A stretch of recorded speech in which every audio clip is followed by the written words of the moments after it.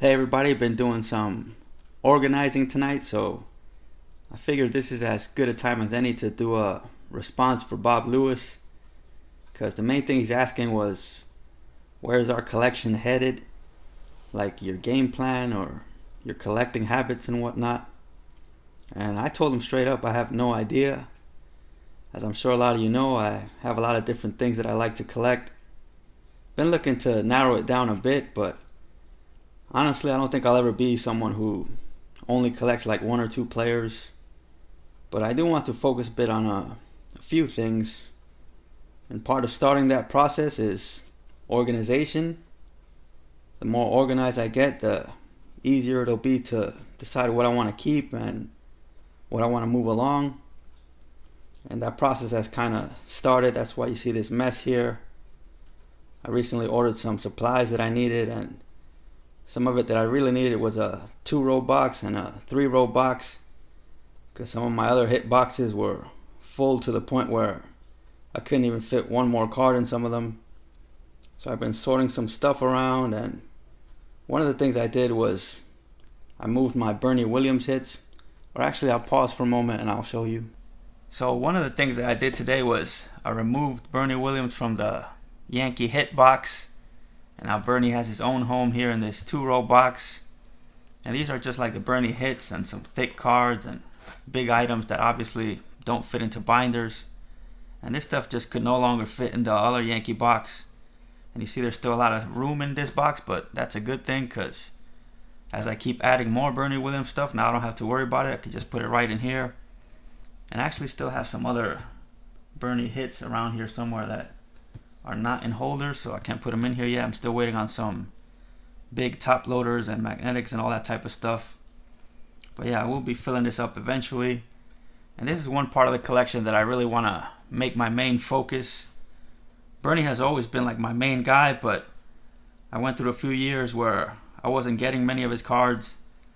I think after a while you just kind of assume that you have just about everything of a player, but from what I've seen through different searches I've been doing the past few months, I can now realize that there's a lot of really nice Bernie cards that I don't have that I want to get.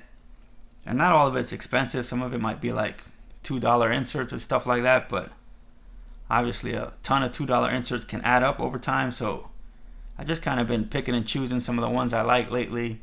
You guys have already seen some of the Bernie pickups I've been making the past few months, but definitely want to continue to make that my main focus. But I'll always still continue to PC my other stuff too, the Yankees, all my New York teams, Puerto Ricans and all that. So yeah, I don't think I want to reveal too much of this right now, because I want to do that when I do my Bernie Williams showcase.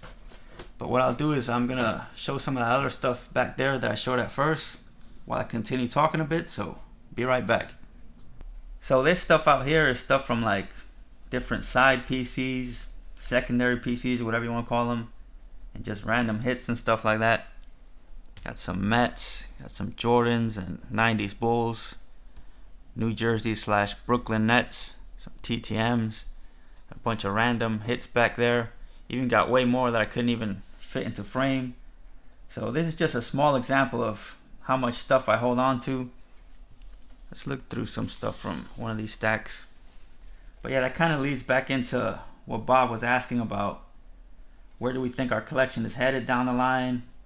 Like, are you going to try to profit from it or pass it down or downsize a bit or whatever? There's Mark Mulder, used to be pretty good. And overall, like I said, I do want to focus a bit on the Bernie Williams stuff, and maybe like some Yankee autographs I'm missing or Puerto Rican players autographs that I'm missing. But for the most part, I don't really plan on changing the way I collect too much. I enjoy the way I collect, and I'm not really looking that far ahead. Does anybody remember Xavier Nady? Pretty good player for a few years, briefly a Yankee. Eric Chavez. So yeah, there's a lot of random stuff here. Vernon Wells. I even got a umpire autograph card. I paused for a moment while I got another stack, but continuing on with what I was saying about not looking too far ahead, I'm not just talking about with the collection. That's just kind of how I am with life in general, because not to be morbid or anything, but I've lost a lot of people in my lifetime at many different ages from many different things. I myself had an illness in my early 20s that I still take medication for every day. So I kind of just live in the now. I'm not thinking about my collection like a decade from now or like 25 years down the line, because for all I know, I might not even be here 25 years from now. So I'm just kind of enjoying it for what it is in the moment. If at some point I end up wanting to sell half of it or all of it or donate everything or pass it down or whatever, I kind of feel like I'll just cross that bridge when I get to it. But yeah, that's basically it. For the most part, I'm going to keep doing what I've been doing with the collection, with a few adjustments here and there. Once I get more organized, I will downsize a bit on some of the stuff I don't need or don't want, and just continue to move on from there. So there you go, Bob. Great topic that you brought up for this. I hope many more people make videos for this, because I am interested to hear what people have to say about their own collection and where they're going and whatnot. So make Bob a response if you haven't, and I'll catch you guys next time.